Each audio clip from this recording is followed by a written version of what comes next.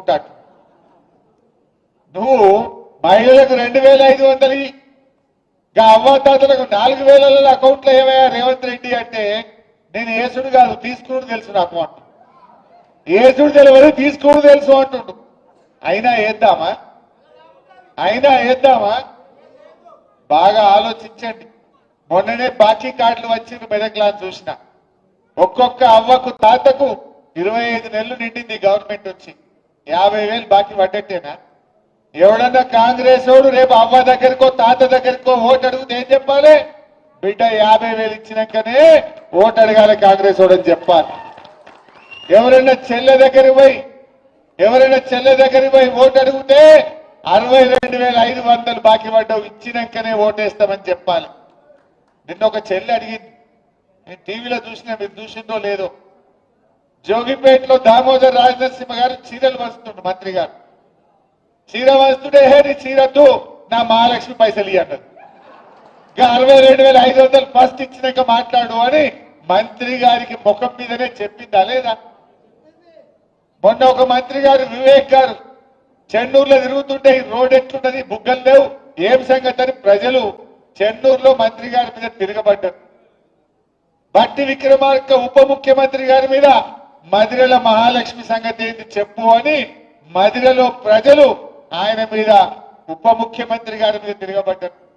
ఇవాళ పొద్దుగాల ఇంకో మంత్రి పొన్నం ప్రభాకర్ హైదరాబాద్ లో తిరుగుతుంటే జనం పొన్నం ప్రభాకర్ ను నిలదీసినటువంటి పరిస్థితి.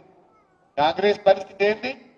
మంత్రులను ఉప ముఖ్యమంత్రిని ఎక్కడికక్కడ ప్రజలు నిలదీస్తున్నటువంటి పరిస్థితి ఉంది. ఒప్పుకోబట్టిండ్రు, 1 సాల్ 2 సాల్ 2 ఏళ్ళు ఒప్పుకోబట్టిండ్రు. ఇప్పుడు నిలదీసే పరిస్థితి మనం చూస్తా ఉన్నాం. అంటే ఇక ప్రజలు నిలదీస్తున్నారని డైవర్షన్ టాక్టిక్స్. నిన్న నాకు సిట్ నోటీస్ ఇచ్చిండు, ఇంకా ఇయాల్లో రేపు కేటీఆర్కి ఇస్తాడు. గంతే కదా నువ్వు ఇచ్చేది, వచ్చిందా? గంతే చేస్తాడు. ఎందుకంటే కేటీఆర్ గారు ఒకవైపు గట్టిగా నిలదీస్తుండు, ఇంకొక వైపు నేను అడుగుతా ఉన్నా, సమాధానాలు లేవు. నీ బొగ్గు కుంభకోణంలో నీ బామ్మర్దికే నువ్వు సాయం చేసినావు, నీ సంగతి ఏంటంటే దాని మీద సమాధానం లేదు. సిట్ నోటీసులు పంపుతుండే ఇక ప్రేమలేఖలు. భయపడతాం అనుకుంటున్నావా? నువ్వు ఎన్ని నోటీసులు ఇచ్చినా బిడ్డ నిన్ను ప్రశ్నిస్తూనే ఉంటాం.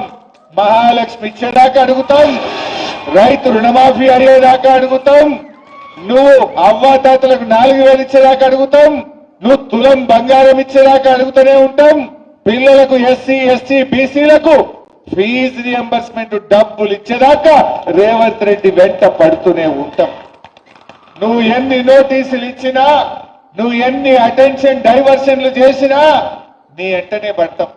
ఏందన్నట్టు మనం మున్సిపల్ ఎన్నికల్లో పనిచేసుకోవద్దు, ఇక ఈ సిట్ నోటీసులు ఇచ్చి దారి చుట్టే తిరగాలి.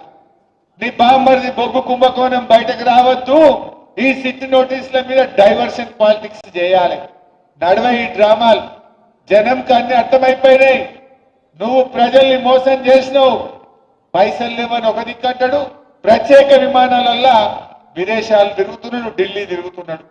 ఈయన ఫుట్బాల్ ఆడడానికి స్టేడియంలు కట్టుకుంటున్నాడు. ఈయన ఫుట్బాల్ ఆడడానికి సింగరేణి నుంచి 10 కోట్ల రూపాయలు తెచ్చుకొని ఈయన ఫుట్బాల్ షోకులు నెరవేర్చుకుంటుండు. మొన్న 100 కోట్లు ఖర్చు పెట్టిండు ఫుట్బాల్ మీద. 100 కోట్లతో 10 స్కూళ్లు కట్టకపోదుమా? పైసలు లేవంటావు, నీ ఫుట్బాల్ కోసం 100 కోట్ల రూపాయలు ఖర్చు పెట్టవా రేవంత్ రెడ్డి? నీ షోకుల కోసం ఖర్చు పెట్టవా రేవంత్ రెడ్డి? మనం చూస్తలేమా? నిన్న మొన్న వాటాల పంచాయతీ పడి మంత్రులే ఇవాళ కొట్లాడుకుంటున్నారు. వాటాల కోసం రోడ్డు మీద పడతా ఉన్నారు. ఇవాళ అన్ని విషయాలు కూడా ప్రజలకు అర్థమైపోతా ఉన్నాయి.